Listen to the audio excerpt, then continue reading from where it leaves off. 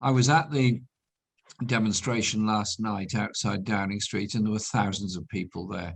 Thousands of people there, brought there because they were shocked at what was happening at Sheikh Jarrah, shocked at the bombing that's going on in Gaza, and shocked at the way in which the rest of the world has been, as some of your earlier speakers said, relatively silent on this. Now, I've been to Sheikh Jarrah some years ago, and it is a Palestinian area of Jerusalem. It's been lived in by Palestinian people since the 1950s. And it is one that is earmarked to be yet another settlement. It's not the first, and sadly, I don't think it'll be the last, and there's a lot of other settlements. When I visited it, there was what you could call a sort of twin-terraced house. Half of the house had been taken over by settlers, and they were harassing unbelievably the family living in the other half of the house. They were literally moving into the house of a Palestinian family. And I started an argument with the settlers and saying they should treat this elderly Palestinian lady with respect, and that she was old enough to be their mother, and would they dream of treating their mother in that way? And I just got this monosyllabic answer saying, it's ours, we'll have it if we want it. And it was that level of discussion and debate, and there were people demonstrating in support of the Palestinian family. And that was a long time ago, 10 years ago. And this has still gone on, this determination of the people of Sheikh Jarrah to be able to stay there. And there are other settlements, Silwan, determined to become the city of David, and you look out over the Mount of Olives, you look down towards Jericho, and what do you see but settlement after settlement? And the road through the Jordan Valley up to Jericho, you're passing settlements all the way. And so, if nothing else, during the crisis over Sheikh Jarrah, I hope the rest of the world wakes up and recognizes that what we call Palestine, i.e. the West Bank, has now got over 500,000 settlers living in it. There are roads that Palestinians cannot use. There are checkpoints everywhere, and it's impossible for Palestinian people to lead a normal life. There's a very simple film called The Present, which just describes what life is like for a Palestinian family, where one member of the family goes out to buy a present for somebody else in the family.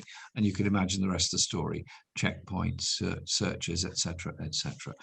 And so our determination has to be to stand with the people of Sheikh Jarrah and to protect their right to worship at the Al-Aqsa Mosque and the scenes outside the mosque with the Israeli armed forces attacking people trying to pray, going right up to the borders, if not inside the mosque itself. I'm not sure how far they actually went, but those scenes are unbelievable and terrible in any shape or form. Likewise, the encirclement of Gaza, the siege of Gaza that's gone on for a very long time. A lot of people who haven't been to Gaza find it difficult to comprehend what it's like. It's a very small enclave. It has the most educated, articulate population in the world.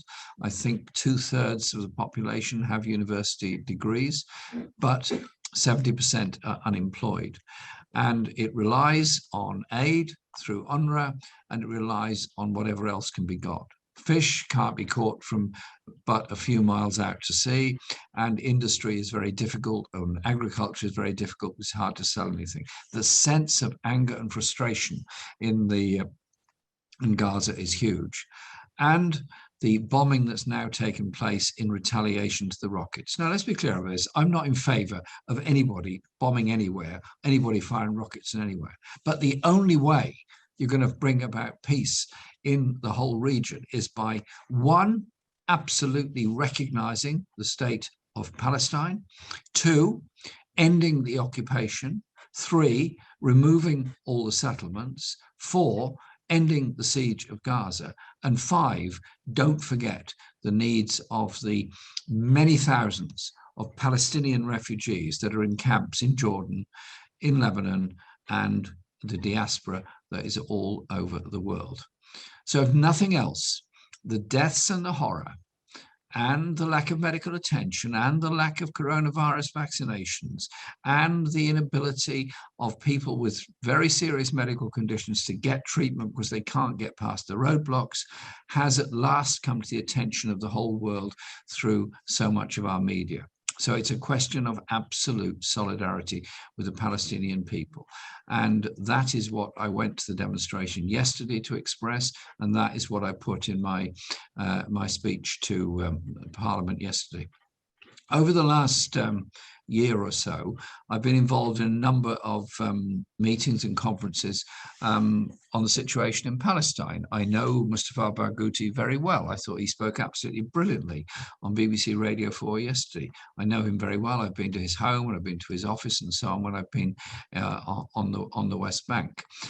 And at many of the conferences, I've also been interacting with people from human rights groups, from women's organizations and other groups in Israel who recognize that their own society is curtailed and militarized because of the occupation of Palestine. There are, I'm not saying the majority, I don't think it's anywhere near a majority, but there are substantial numbers of Israeli people that recognize that the current situation cannot be sustained. And so our solidarity has to be with the Palestinian people. As I say, that's why I was at the demonstration yesterday. That's why I'm on your meeting tonight. And I'll be at, no doubt, many, many more about this. This is the time to speak up for the Palestinian people and ensure that we, the UK, gives full, unequivocal recognition to the state of Palestine, as I was determined to do in the manifesto that I put forward to the British people in December 2019. I don't retreat from that position. I want that position to be held and it to be carried out. Solidarity with the Palestinian people. They've suffered too much. There's been too many people arrested, too many children put in prison, too many people whose civil liberties have been curtailed because of this, and too much of their democracy is being curtailed because of this. Even the elections can't be held. So absolute support and solidarity, and thank you so much for organising this meeting this evening in Bradford, and my pleasure to be on it, and my pleasure to meet you all in Bradford just as soon as we can, when we can have open air, outdoor, indoor, whatever kind of other meetings we need. But we don't need to be silent. Now is the time to raise your voice for the people of Palestine. Wonderful, a powerful message there, Jeremy. We really appreciate you joining us, and we know you're in high demand, and you've been obviously making an effort, and I think that's a wonderful point to bring that's the climate crisis, but to a close, that hopefully as things improve we will have the opportunity to meet and proactively hold events in public, and we will very much welcome you to Bradford as well, Jeremy. I'm just going to pass back over to it would be my sorry to interrupt, be my absolute pleasure to be there. I've never forgotten that wonderful rally we held on a cricket field in Bradford. It was great.